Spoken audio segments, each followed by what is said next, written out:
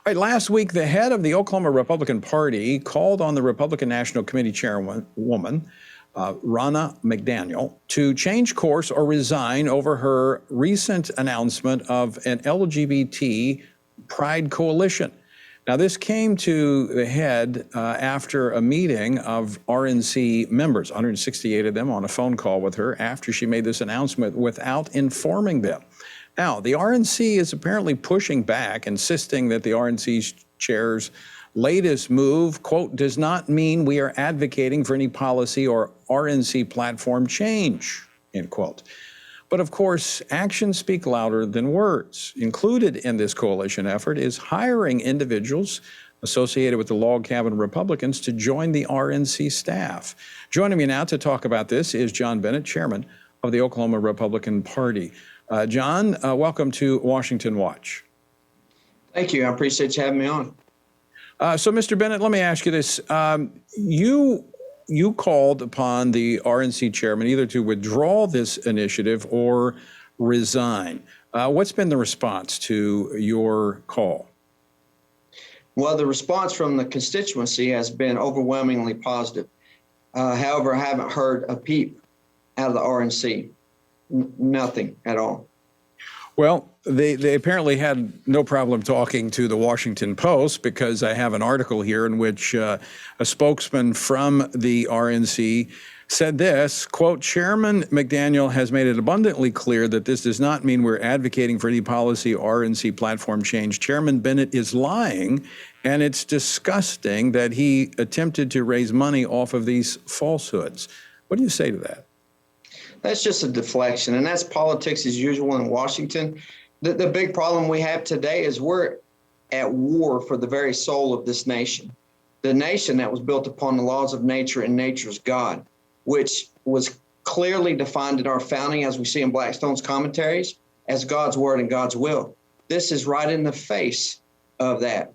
So why do they attack that? They attack it because if they do away with the foundation of what this very nation was built upon, they can put in whatever they want. And so for the RNC to deflect and say this was a money-raising deal, it's just disingenuous at best. What it is them trying to take the focus off of what they're doing, and that is selling out and helping rip away at the foundation of this nation. Well, I've actually been a part of about the last 5 party platforms. I've been on the platform committee 3 or 4 times, been a part of writing those party platforms.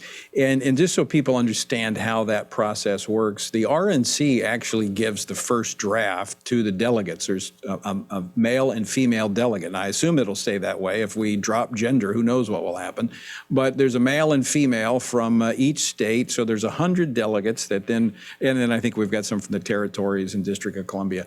And they then have to go through the legislative process of amending the platform. And we went through a very arduous process in 2016 to come up with a very conservative, very solid, religious freedom protecting, pro-life, pro-traditional family document. Now, John, my experience is, and we hear this over and over in politics, that personnel is policy. So how can it be that we could have LGBT activists within the RNC and not expect to see a change in policy? Yeah, that's a great point, and you're exactly right.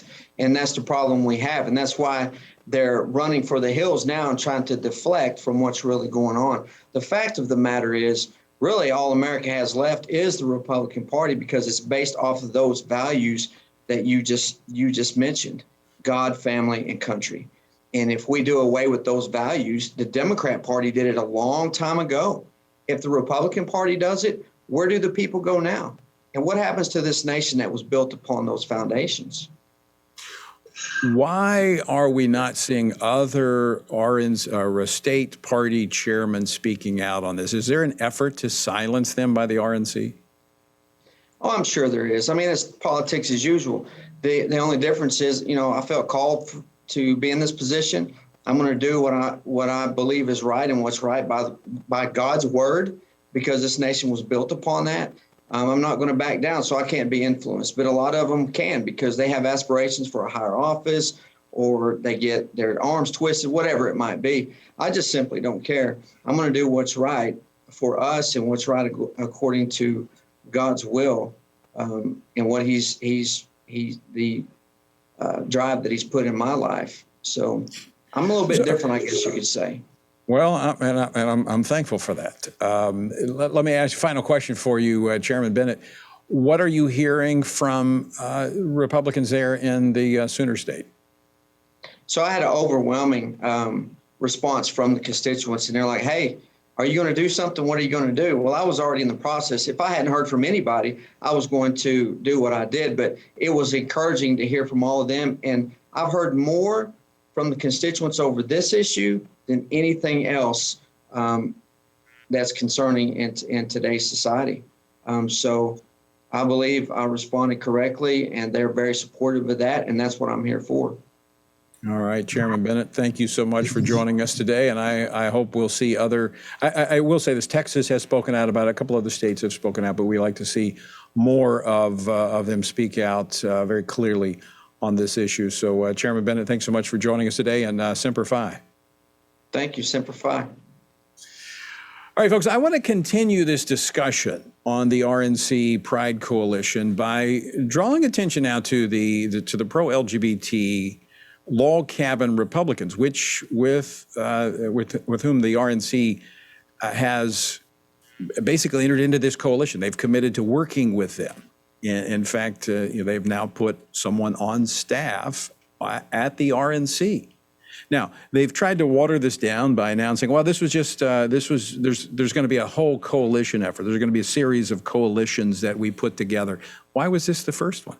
Why is this the top priority? And you put a staff member on? Look, from day one, since I entered into the political realm, you hear over and over personnel is policy. You know what? That is so true. Because and we see it on Capitol Hill a lot. It happens with a lot of members of Congress who hire some young staffers, and some of these young staff members kind of go off in a different direction than what the congressman really wants to do, or congresswoman.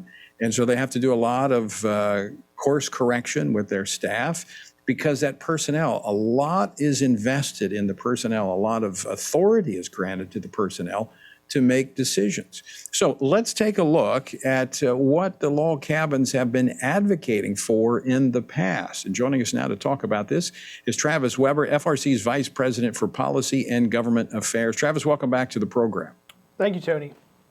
All right, before we get into this, and I don't want to run out of time, people can weigh in on this. In fact, before Thanksgiving, a lot of people weighed in on this based upon a couple of stories we did on this, both on my daily update, but also on the radio program. And I'm going to tell you folks that people heard from you. I got calls from a state party chairman. In fact, I got a call yesterday from a party chairman as I was coming back to the studios from our event in Mississippi.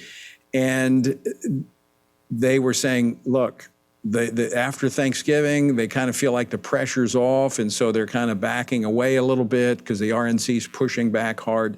So folks, it's time to crank up the phones and the emails again and let them know that this is beyond the pale. This will cause the Republican Party to lose one of its core constituencies. That is you and I, evangelicals, social conservatives, those who care about religious freedom. So at the website, tonyperkins.com, we have action steps for you so that you can communicate once again and let them know that you have not forgotten. So with that said, Travis, let's kind of go into what these log cabin Republicans advocate for and how this is inconsistent with the GOP platform. Yeah, Tony, I think all we have to do is look at their own website where they outline their support for non-discrimination laws based on sexual orientation or gender identity throughout the states at multiple levels and points of impact, including housing, public accommodations, and elsewhere. They outline. Now, Travis, let me stop you there just because they sound nice, non-discrimination laws, but these are the kind of laws that end up getting bakers' businesses taken away from them. These are the ones that force people to participate in weddings, to participate in other events that they would not want to based upon their religious convictions. So there's nothing here about wanting to overtly discriminate against anyone. We're talking about special protections based upon one's sexually declared orientation. That's correct, Tony. And yeah, if we look at their own language on their website, we see these types of laws. We see laws which would cut into religious freedom protections for faith-based adoption and foster care providers. We see bans on those seeking help for unwanted same-sex attraction. And as you mentioned, these broad laws which affect religious freedom across. Let me. I don't want to keep jumping on here, but I want to unpack these things because these are important things because we deal with them every day. When we talk about, let's talk about the dealing with unwanted sexual attraction. That's a ban on. They support laws that ban counseling, even if someone wants it. They support laws that say if you've got a teenager or even if you're an adult and you want counseling for unwanted same-sex attractions, you can't get it. Is that right? That's correct. And they'll call these conversion therapy, and they'll point to hypotheticals of horror stories or people being forced into these. Some of these, the stories themselves are fabricated, but the reality is that what these bans are going after is people seeking help for unwanted same-sex attraction in a way that doesn't, quote, affirm the desire to cross over to the other gender identity, try to become the biological sex that one is not born as, or hope for same-sex attraction in a way that doesn't affirm the position pushed by the LGBT advocates. And that's in sharp contrast, direct contradiction to the Republican Party platform that says parents should have the ability to determine these things, because I wrote that part of the platform. We put that in there. And so I know that's in contrast to that. And then a lot of the work that we've done on what's referred to as RFRA, the Religious Freedom Restoration Act, which states have passed, they have a position on their website, as you stated, that says they oppose these religious liberty protections. Tony, that's correct. They're proposing a broad protection under the Religious Freedom Restoration Act, a law that was passed by Congress in the early 90s with almost unanimously and signed into law by President Clinton. So opposing the use of this general religious liberty protection gives you a clue as to where they're at. And as you noted earlier, these things sound nice. You look at them on paper, you may think, well, how can I oppose that?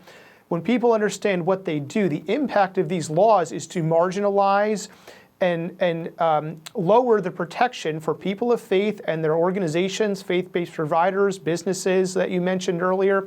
Their protections are marginalized and sidelined, even under positions or bills like the Fairness for All Act, which the Lockout Republicans explicitly state that they support. Well, this bill is really another version of the Equality Act, putting to the side religious freedom protections in addition to women who need protections in private spaces and in sporting competitions.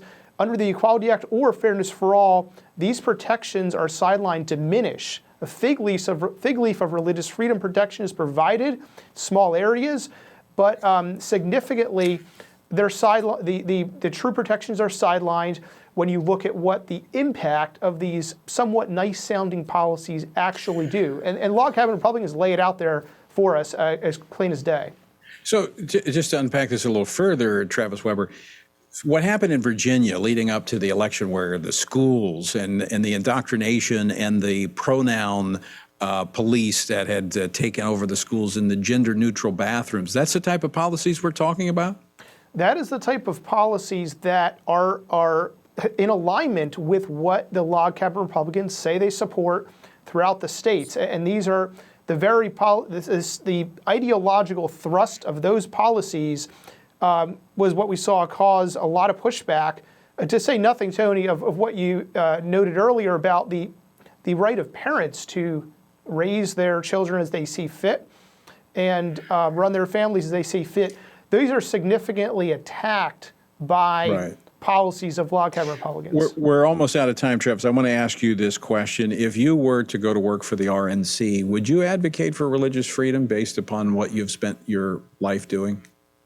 Well, yeah. I mean, we need to Absolutely, and we need to advocate for true religious freedom. So what my point is this: if you, as an activist for religious freedom, went to the RNC, you wouldn't check your passion for religious freedom at the door, and because it goes back to my point.